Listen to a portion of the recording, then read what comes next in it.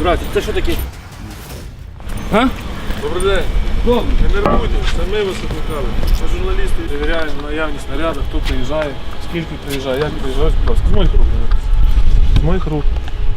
Ось посвідчення, будь ласка. Ми хочемо з вами поспілкуватись, декілька слів. Хочу з нами поговорити. Перевіряємо вас. Перевірка. Як фамілія ваша? Рудковський. Рудковський. Да. Перезвони туди до них на фірму, узнати. Наберете.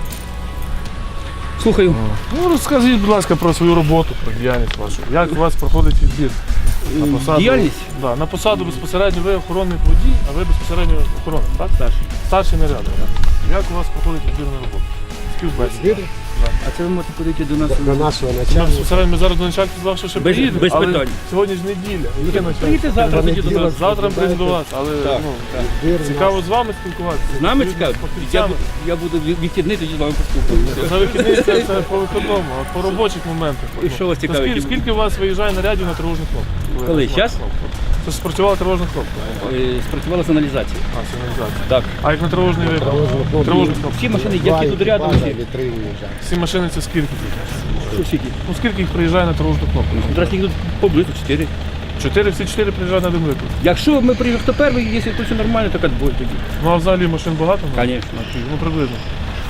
На Броварах. Гагаріна 22. На око. Так. Я Вам зрозумів. Ну розкажіть спортивні ваші досягнення. Ви чим займаєтесь? Хто? Ви. Да. Раніше займалися, зараз займаєтесь. Я Яким видом спорту? Що? Яким видом спорту? Футбол в основному.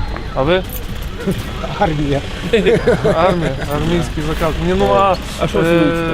нормативний комплекс. Діло в тому, що доповідь правильно. У нас йде бивші всі люди. Беркут. Спецпідрозділ Беркут. Всі Броварський чи київський? А яка різниця? Просто район. Ану, покажи посвідчення. Рудьковський Анатолій Олександрович, журналіст. А ви колишній співпрацівник? я в внутрішніх військах служив. Недавно за то прийшов. А ви колишній, Коли ще не буває. ну я розумію, діяч. Полку міліції особливо призначення. А Київського чи А різниця яка? Ну, цікаво. Ну, Київський це полк, тут Ну, рота наче. А тут, Наскільки я а тут розумію. зараз полк. Ну все одно, ну, якісь є здачі нормативу. Єжемісячні, єжеквартальні. Є, все на всі. Кожен місяць на того вас як положено. Ну що ви здаєте від того, що входить в комплекс?